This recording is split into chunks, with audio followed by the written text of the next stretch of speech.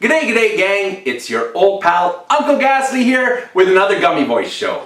What am I talking about this week? Oh yeah, we're going to have some fun with that TD3 that I unboxed the last Gummy Voice Show. And you know, for a guy who was stoned on a gummy, I think I did a pretty okay unboxing video. That was fun. But today, we're actually going to use the toy and make some music and then put that music in the public domain so that people out there who want to use it for something can go ahead and use it for something. Because honestly, if I just release it to the public domain, it's easier than worrying about all that licensing and stuff like that, right? So, a couple weeks ago, Nichelle Nichols died. And that made me very sad. I really admired her a lot. Back when I used to do conventions myself, I had always hoped that someday I'd get to meet her at a convention, and I never did.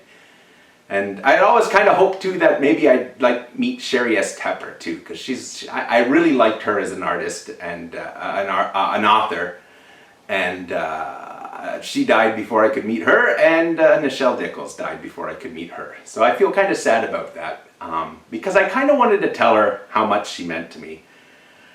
You see, I grew up, gay, but deeply closeted, even to myself, right? Denial. But I knew I was gay. And there was always one word that always upset me, and that was faggot, right? Anytime someone called me a faggot, there would be a part of me that, like, they know, they've figured this out. And it really, that was the one insult that would really hurt me when I was a kid. And it was just an insult, really, that kids just use for anyone. Adults use it for anyone. They shouldn't. They should be old enough to know better. But, kids use it just for everyone. It's not right. Shouldn't do it, but they do. So it wasn't like they were picking up on it or anything. Although they might have been. Who knows? Anyways, yeah, the word faggot really used to hurt me a lot when I was a kid. And there was a Star Trek episode, that one with the rock planet and Abraham Lincoln was on it, the one. And was this scene where Abraham Lincoln says to Uhura, "Oh, what a charming negress," and then like, "Oh, geez," and then apologizes to her, and Uhura's just standing there like, and she's like, "I'm not afraid of words, I live in a time where we're not afraid of words." And wow, that scene really meant a lot to me as a closeted gay kid. And I would try to, anytime somebody would try to hurt me with words, I would try my best to remember Uhura and sort of draw that fierce strength from her. So Nichelle Nichols, rest in peace, and thank you for all you've done.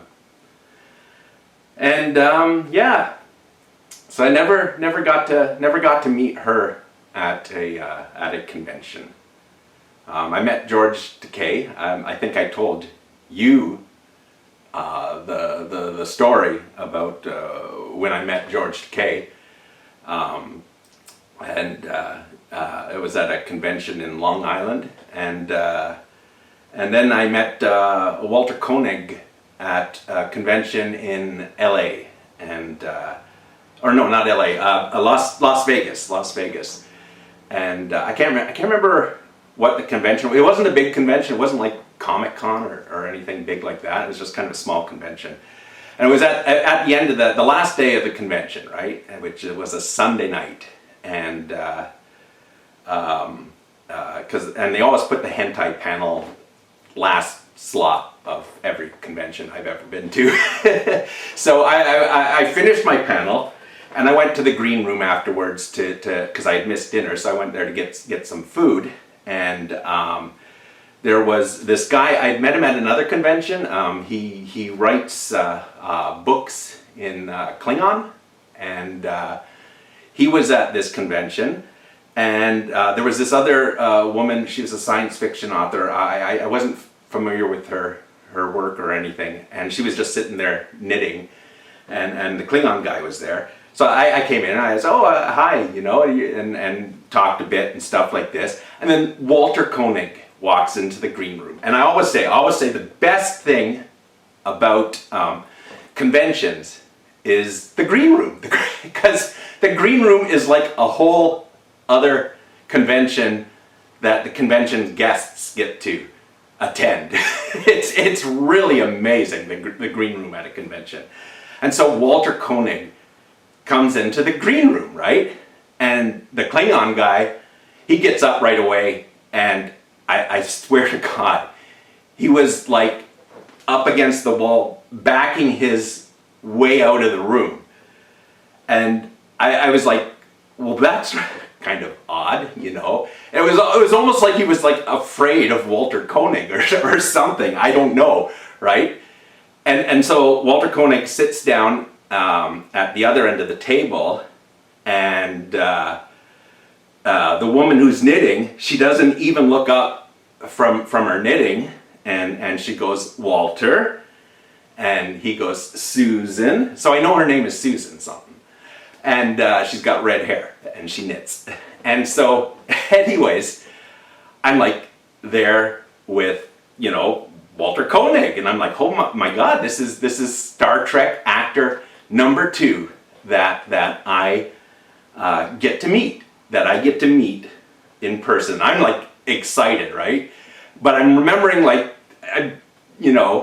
don't geek out, don't, embarrass them and yourself, by totally spazzing out. Try to be cool. So I said to him, wow, it's really great to meet you. I've only ever met one other Star Trek cast member, and that was George Takei, and I met him at a convention in Long Island, and he was so charming. Like, I'm sitting eating breakfast, and he come and sat at my table, and he was like really charming, and I was really careful not to dominate the conversation. I just let him talk, and I didn't go into Star Trek because I knew I'd go into fanboy, but it's really great to meet you too, and I'll try not to be a fanboy with you.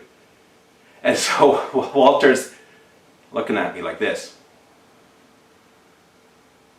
All right. And he gets up and he walks to the door, and I'm thinking, like, what the fuck did I just do? What the fuck did I just do? I've done something to offend Walter Koenig. He gets to the door, he turns around and he looks at me and he says, well, come on. And I'm like, what? And he goes, come on. And I'm going, where are we going? He's going, look, you told me that lame-ass story of how you met Takei, and I'm not having you tell a lame-ass story about how you met me. So come on. Okay. So I follow him out, and we go to the casino, because it's Las Vegas, so there's a casino in every hotel, I assume. And I think, oh my God, am I going to go to a casino with Walter Koenig? That would be like freaking awesome, right? And so I'm kind of nervous because, like, I don't gamble, right? I don't like gambling, and I don't do it, and so I'm like, are we gambling? Is that what we're doing? I'm asking him, like, are we gambling, right? And he's like, well, we are, but not here. And I'm like, what? So he has his car pull up at the front, right? And we get in, and we start driving down that Vegas strip with all the lights, and I'm wondering, what the fuck am I doing? Like, I'm in a car with Walter Koenig in Las Vegas, and we're driving down the strip. And so, anyways, probably kind of babbling because I'm nervous while I'm on this car ride with him. And then we kind of leave the strip and we're like heading out of town. And I've been kind of getting nervous, right? Like we're nowhere near Las Vegas at this point, right? And I'm like, he's not going to take me out in the desert and like shoot me in the back of the head and bury me or something. Like, it's like, I don't know what to think, right? And so I go, well, where's this casino we're going to? And he's like, oh, don't worry about it. It's the best casino in Nevada, right? So he didn't say Las Vegas. He said Nevada. So I'm like, how long are we going to drive? And I was like, how long is this going to be? Because like I got a flight tomorrow. Like this is the last day of the con, right? This is the last day, and I got a flight tomorrow, and I got to get back to Canada, right? It's just, and he goes, don't worry about that. Don't worry about that. I'll get you home. I promise you. No matter what happens tonight, I will get you home. So, you know, I got Walter Koenig's word that he'll get me home, and you know, he's pretty good at the whole. Flying the Enterprise thing, so I figure, you know, I can trust him. He'll get me home. He'll get me home. So we go driving out, and we finally get to this casino, and it doesn't really look like much from the outside. It almost looks like just a warehouse, right? It doesn't really look like much.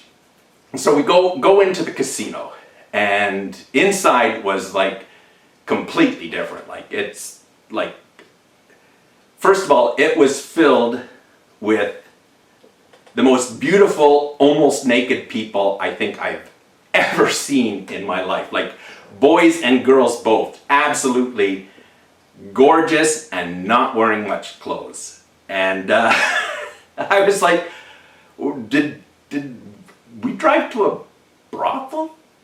Did Walter Koenig bring me to a brothel? And you know, I'm trying to act cool, right? And so, oh man, this gummy has kicked in pretty hard, folks. So anyways, we start at the craps table. And I say, you know, if it's okay, I'm just going to watch. I don't gamble. I don't like gambling. And then Walter says, no. And he gives me like $100 in chips. And he goes, you're gambling tonight, right? And I was like, no, I'm not taking your money. You're gambling tonight. And he presses the chips into my hand, right? So I'm like, okay, I guess I'm gambling with Walter Koenig tonight in a possibly brothel somewhere in Nevada. And so, you know, he's doing the dice one, the craps, right? The craps. Shows you what a gambler I am. So he's doing the craps, shooting the craps, and he must be like a magic craftsman because I swear to God, he's like, I don't know how the game works, okay? I'm just putting my chips on the same thing that he puts it on, and he's winning every time. So I'm getting a big stack of chips, and I'm like, what the hell is going on? This is surreal. And so I just keep moving them around on that thing wherever Walter puts his chips, right? Because I don't know what I'm doing.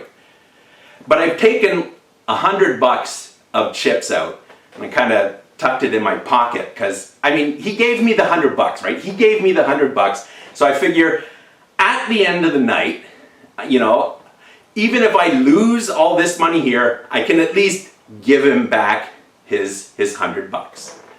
So now he's got some like really hard shot to make or something, I don't know. And he's telling me where to put the chips, and then he says, oh yeah, and that $100 in your pocket, you put that back on the table, right? And I was like, well, I wasn't keeping it for me. I was keeping it so that if I lose your money, I can give you back at least the $100 that you gave me so that the two of us could go gambling, right? And he's like, no, that's not gambling. That's not gambling at all. You put everything on the table, right? So, okay, you know, I put the $100 on the table. And then Walter gets up on two chairs, right? And he's standing up. He's standing up on two chairs with his back to the table. And he throws the dice between his legs at the table. And I don't know what number he was supposed to get, but he didn't get it. And so we lost everything, right? And he's celebrating. He's celebrating like he's just, you know, broke the bank or something, you know? And I'm like, this is really, really surreal. I cannot believe this is happening. And so then we go upstairs to a room, and it's now the nearly naked people are naked people, and still just as beautiful. Now I was married at the time too, right? So I was like, you know, look but don't touch kind of thing, you know, really like, and a little uncomfortable with this, but you know, I'd been drinking quite a bit, to be honest with you. I'd had quite a few, and I was having fun. And that was when Walter brought out the cocaine. And he just, like you see in the movies, right, did the cutting up the things in the lines on a mirror. But he didn't use a $100 bill. He just went like that, right? So anyways, there's another line on the mirror. He didn't do them both, and he slides the mirror over to me, right? And I mean, booze was my only drug, right? I mean, I didn't even like doing prescription drugs, and here I am now, stoned on a gummy, telling stories I probably should keep to myself on the internet. But then I was, you know, I liked to drink, and that was about it. And so and I'm like, oh, no, thank you, but yeah, no, not really my thing, right? I turned down a line of cocaine with Walter Koenig. So then he's like, oh, okay, that's just the way it is, okay. And then he grabs a mirror and he licks all the cocaine off it, then grabs me by the head, pulls me into his face, full on tongue kisses me. I'm just about freaking losing my mind. And I was so shocked that this was happening that it took a second for me to register.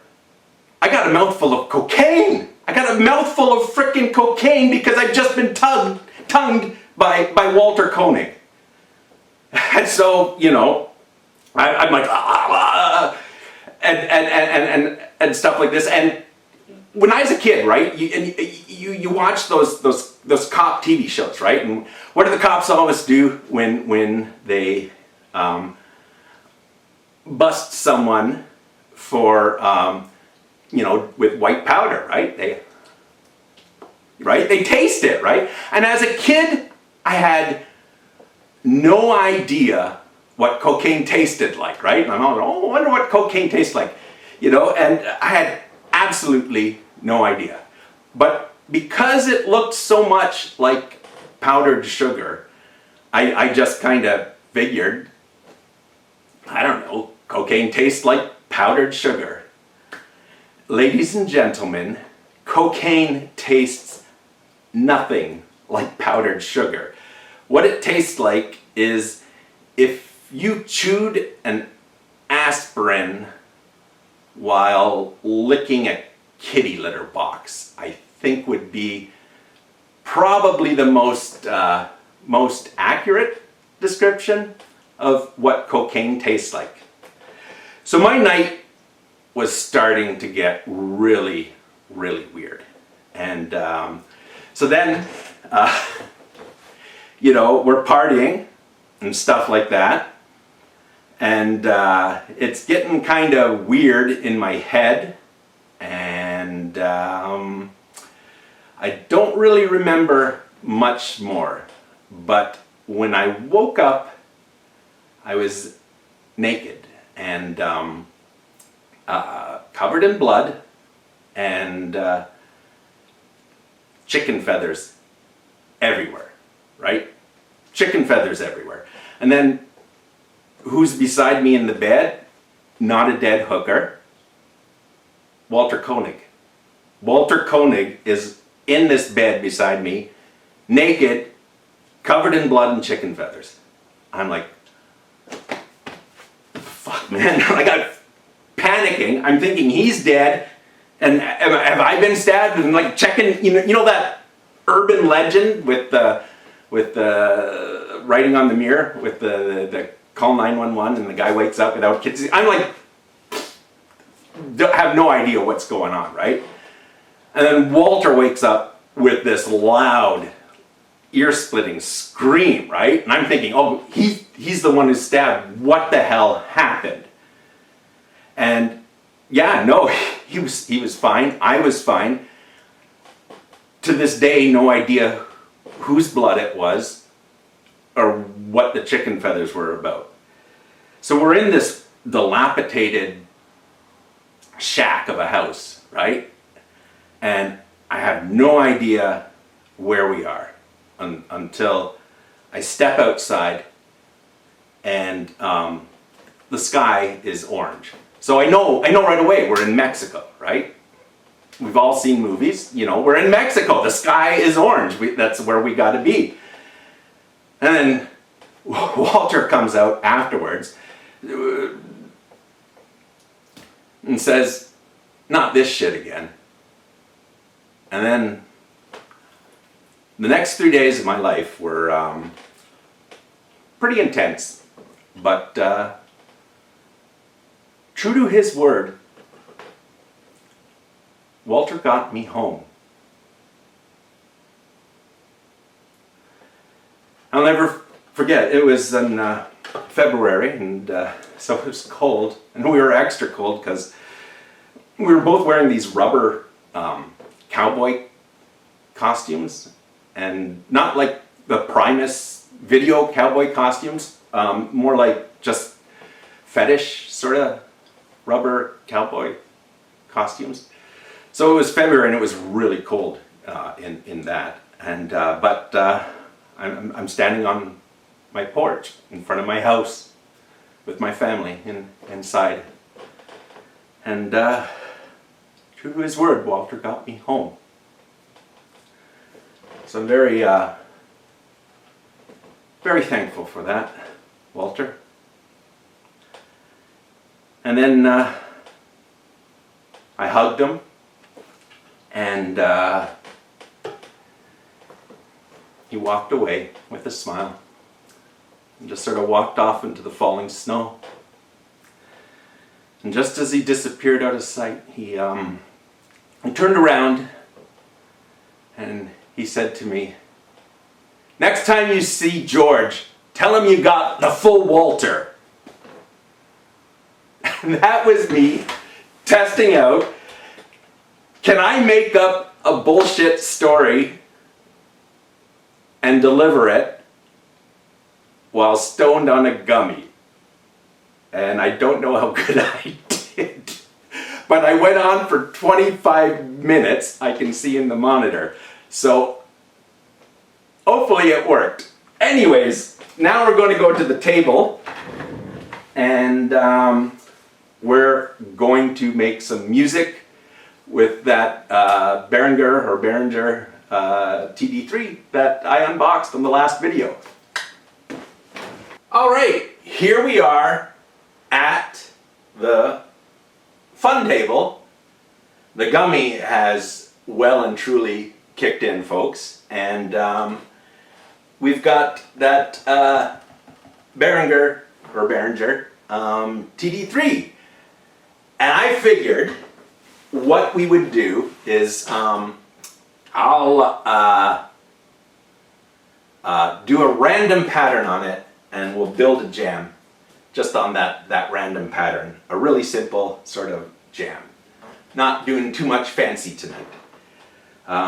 Which is good because this gummy is pretty intense.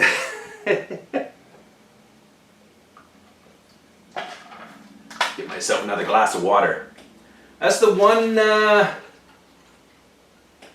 thing I don't like about the gummies is I find they give me a pretty bad dry mouth.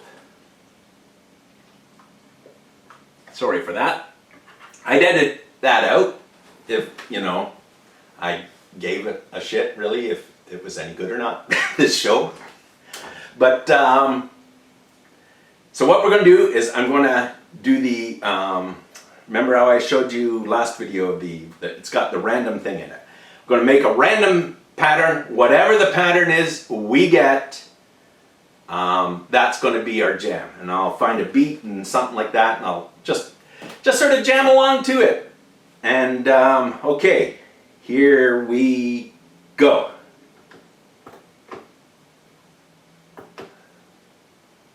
Oh, wait. Ah, geez. How's this work again?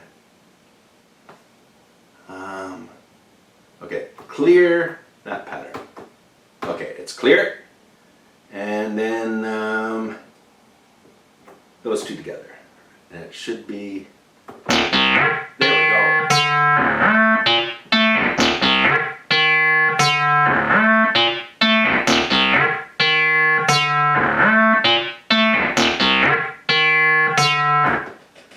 Alright, that's a weird one. Now what I've done here with this setup, because I've been playing with this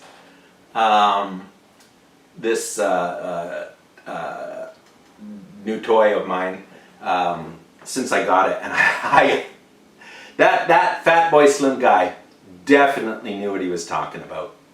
This thing is just so much fun. Still don't know how to program it. Don't really care, because it's just anytime you hit that random thing, you can do something with it. So that's what we're going to do, gang. Now let's see. What have I done here? I have synced the TD3 to the Korg Kaossilator using the MIDI to sync them together. And then I have the output of the TD3 going into the input on the Kaospad. These two things were made for each other. I tell you, I am having this Kaospad is honestly one of my I don't know what I do. There we go. One of my favorite effects units ever, because it makes applying effects, especially to synthesizers, so much part of the performance. I love this little XY pad thing. I'd love to see that on more products. And why didn't you make one of these XY pads for the gadget software on the Nintendo Switch, Korg? I mean, geez Louise, that would have made that if you could just make a Kaospad to play it, that would be the best thing ever. Anyways, off subject. So I've got that hooked up to this, and that going into that, and then that's just the Microfreak on the Zoom MS70 CDR. So what was our pattern again?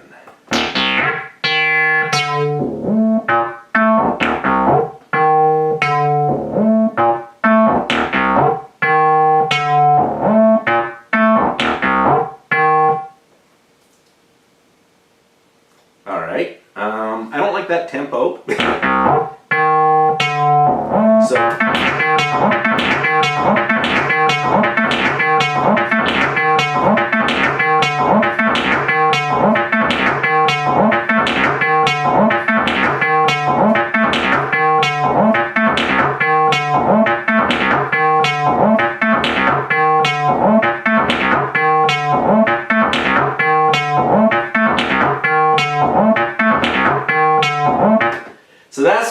I do to find the groove of the random pattern. Hit the random pattern and listen to it at whatever tempo I last had everything set up as. And if you don't start to feel a sort of groove to it, I just go up to the, hit the tap tempo thing a whole bunch of times to max out the tempo, and then I just dial it down until I get to a speed where I start to feel a groove to the random pattern. And yeah, I think 130 BPM is going to be it. So then I set the Kaospad. Oh, I'm turning the wrong way. Jeez, it's a good gummy tonight, folks. To the hell was the tempo? 130.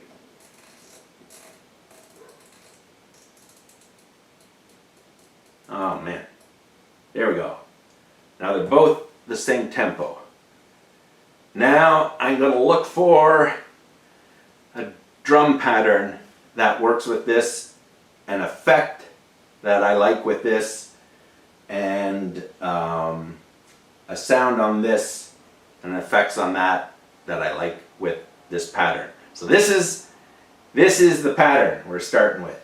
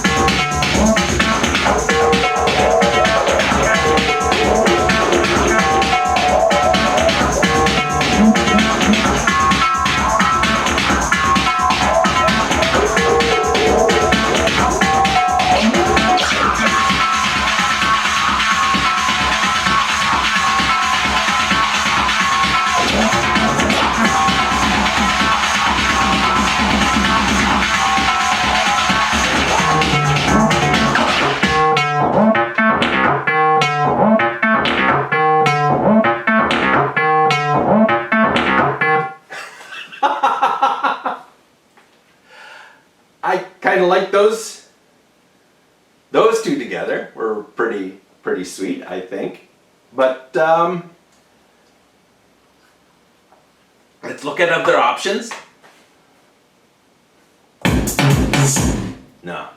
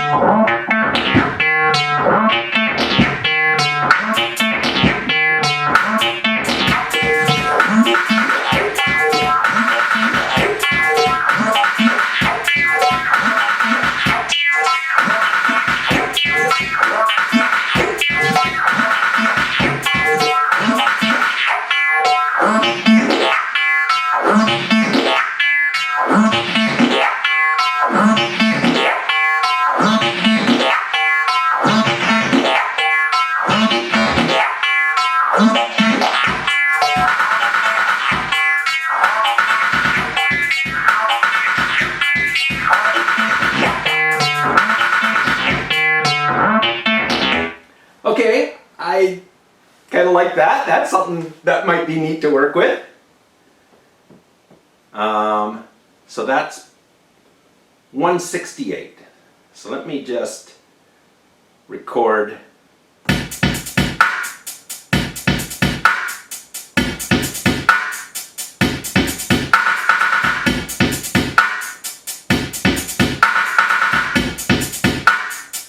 Oh, wait a minute.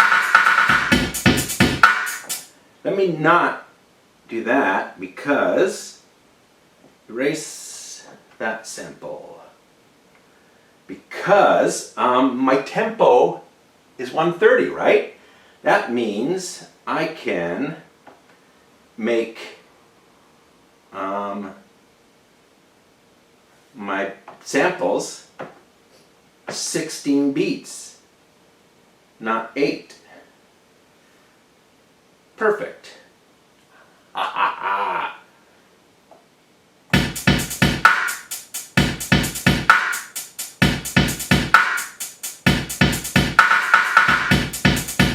Yes! I like that one better. There we go. So that's in the bank. And then let's find a thing that'll go good with that. Oh, it's the, you know, the amen break, the famous.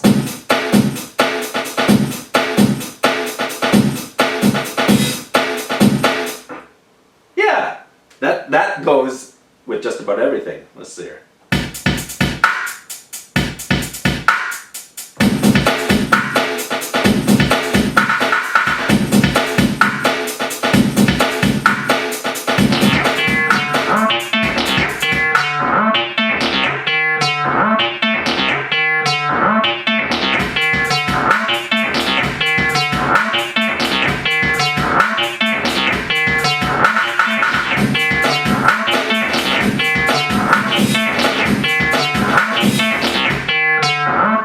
Too busy.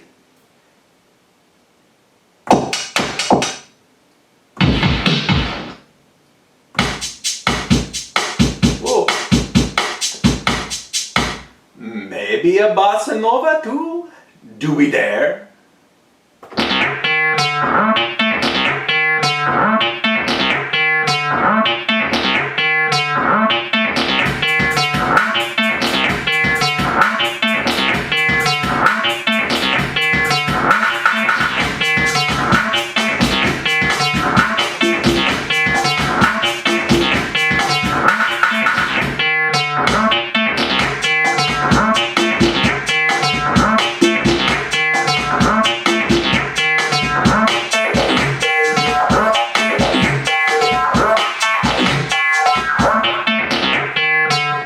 Nah, don't like that one.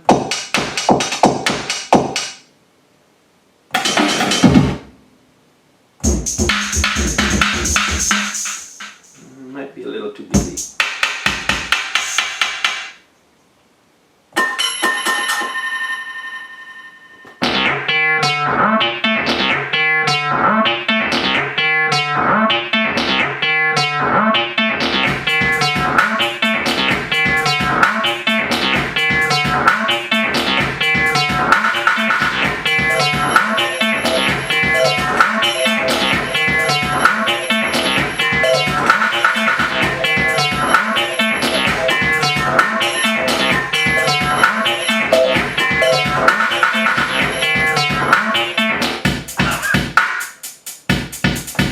I kind of like that.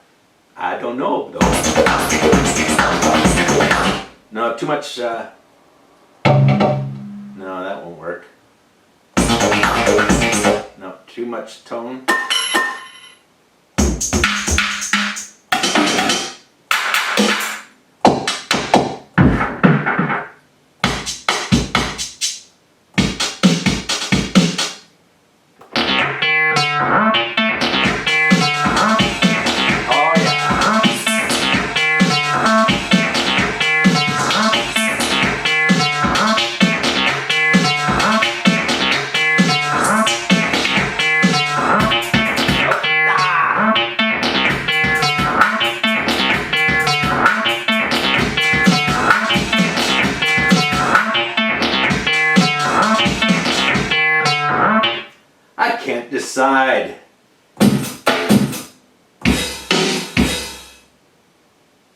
What was the breakbeat on its own like with that?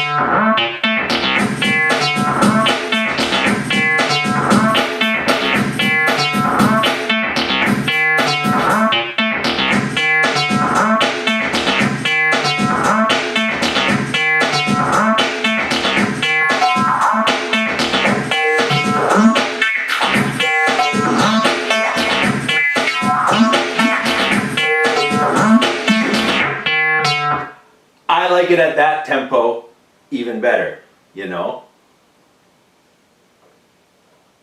But that's me. It's got more of a groove to it because there's a really weird thing going on with the phrasing in this loop, and it doesn't. That's the one thing with the random patterns, right? Is as opposed to programming in a pattern.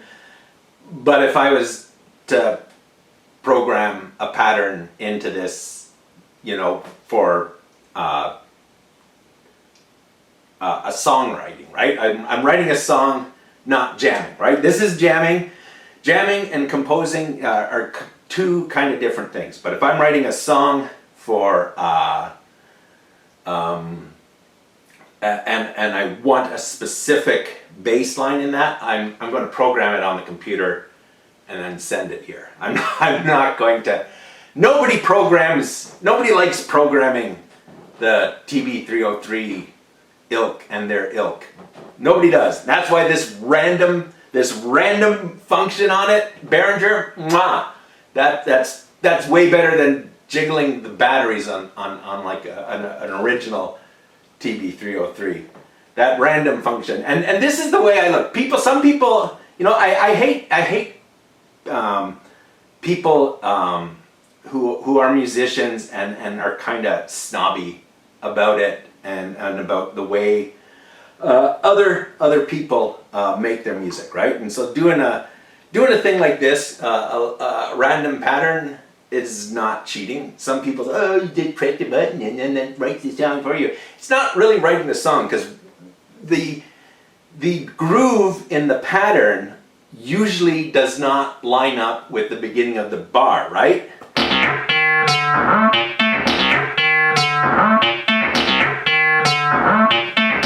You feel that? How it actually starts, the second or third note into the pattern is where the loop point starts, right? Where the groove is at. And that's part of the beauty of that random thing is when it doesn't line up like that.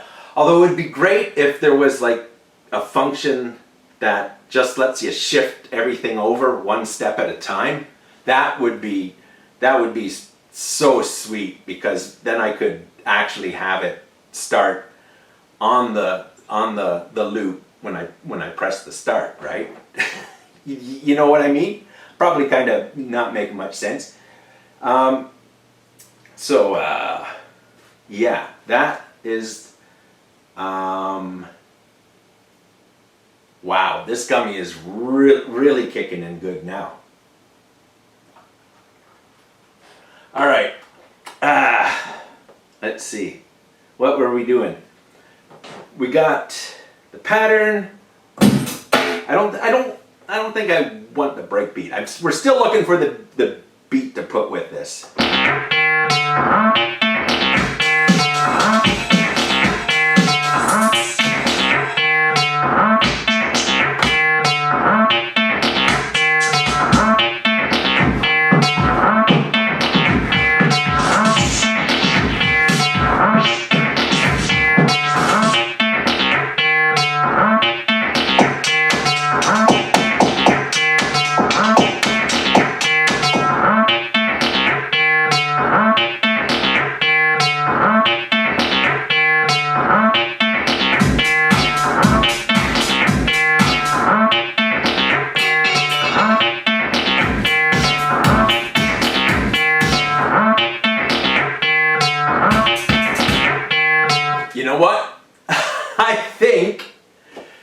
we've gone full circle. I think this was the first pattern that I picked, but I think I like it the best.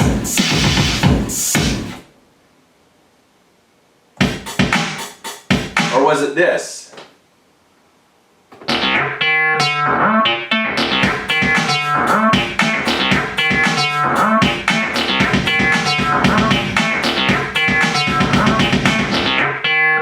Okay, I think I'm, okay, pattern 160 on that. Mod 12 is the effect on the Kaossilator. Now I gotta find a sound on this thing.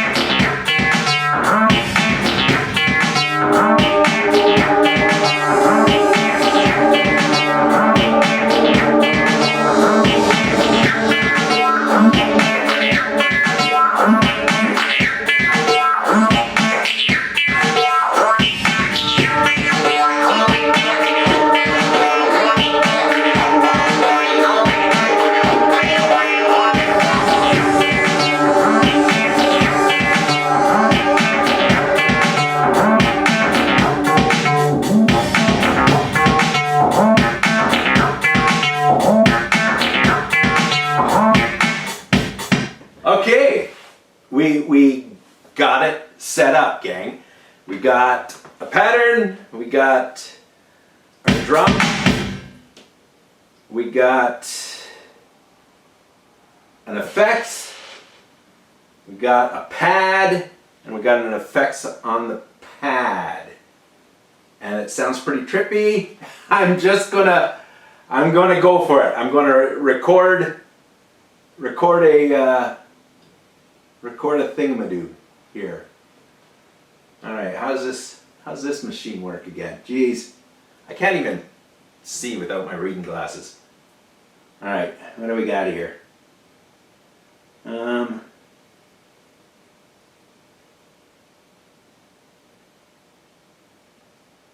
Input settings, line and line, exit.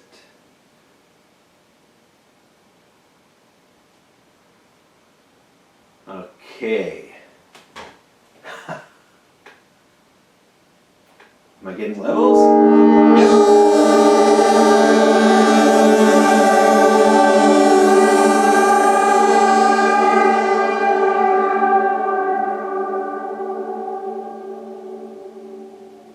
Wow. The last time I ever heard a sound that haunting in my life, I was wearing a rubber cowboy costume and hanging out with Walter Koenig. I'm sorry to Walter Koenig too for that bullshit story that I had to make up about you, but I just wanted to see if I could tell a convincing bullshit story and not corpse, as I slowly made it more and more ridiculous, is what I wanted to see. Because I corpse pretty easily sometimes. Usually I'm pretty good, but I mean, there'll be sometimes something will happen. Like one of the actors will improv something, and it catches me off guard, and it's like, oh my god, I'm going to corpse, oh no, and then I hold it together. I haven't yet, knock on wood, corpsed on stage. I've come close, I've bit my tongue, but I have not yet actually corpsed on stage, acting. I have as a musician, probably. All right. So what are we doing? Oh yeah, we're going to record this.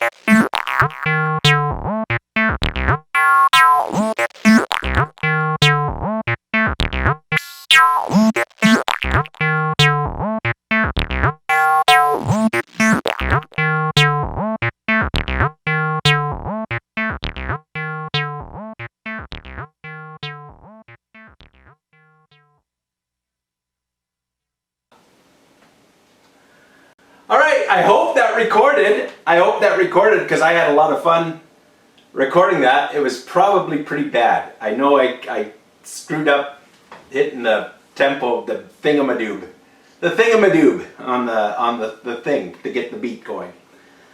A couple times. But it's fun, right? It's still fun. Making bad art is perfectly valid, man. It's all about effort to dopamine. This took absolutely minimal effort. It was so easy. And some people would say that's a bad thing. I say that's a good thing, because you know what? It doesn't matter how good you are at your best. You can still do just stupid, silly shit like this just because it's fun. Anyways, folks, I hope that recorded. I really hope it recorded. And if it didn't, well, you know, maybe the microphone picked it up good enough. If not, I'll record another one. In any case, thank you for tuning in to the Gummy Voice Show, and I promise you no Walter Koenigs were harmed in the production of this episode. I've never met Walter Koenig, and now I'm kind of scared too. But yeah, hey, next Gummy Voice Show. See you later.